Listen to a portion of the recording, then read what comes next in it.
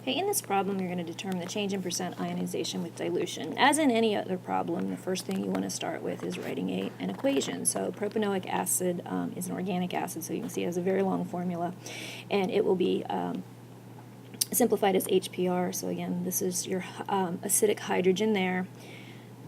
So,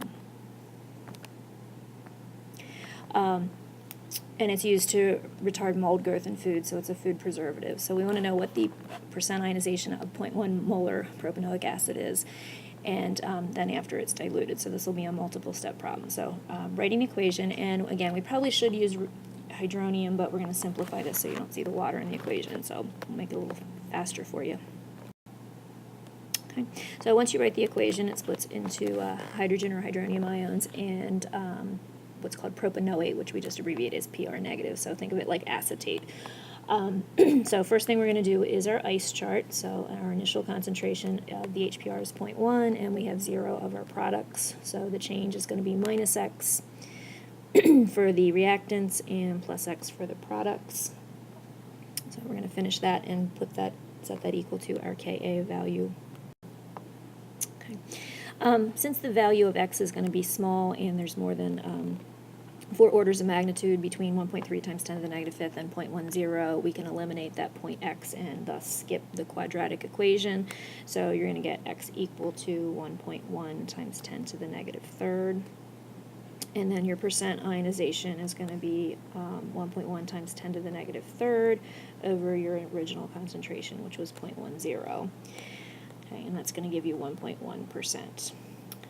So then we're going to do the basically same equation, this time with the 0.01 molar solution. So you're going to see pretty much the exact same setup. So if you want to pause the video, you can just kind of work through that. I'm going to try to squeeze that on the other side here. So again, when you set this up, the ice chart's going to look pretty much identical. The only difference is going to be that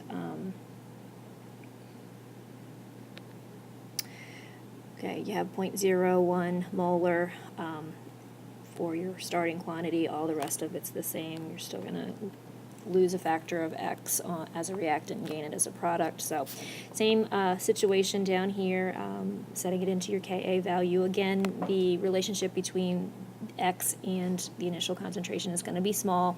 So there's 3 orders of magnitude from 1.3 times 10 to the negative 5th, or 0.01, or 1 times 10 to the negative 2nd. So we can eliminate X and having to use the quadratic again. So then X is going to be 3.6 times 10 to the negative 4th. So again, you can see that's a very small value. Okay. And then your percent ionization is going to be same thing, that amount that is ionized over your initial concentration times 100, which is going to give you 3.6%. So actually more of it ionized percentage-wise when the concentration is small.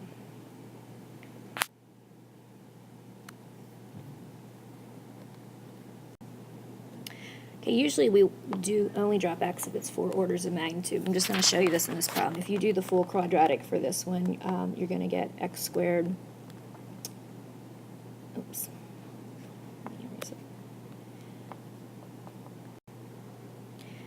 So if you do keep the whole quantity, you're going to get X squared plus 1.3 times 10 to the negative 5th, X plus 1.3 times 10 to the negative 7th. When you solve that for the quadratic formula, or using the quadratic formula, you get 3.5 times 10 to the negative 4th molarity. So when we solved it by eliminating X, we got 3.6. And the only difference that makes in your percentage is you go from 3.6% to 3.7%. using this value here. So again, with using sig figs, it's plus or minus 1 in the last significant place value, so we're still within the range of the answer, and that's why it's okay to do that in this problem.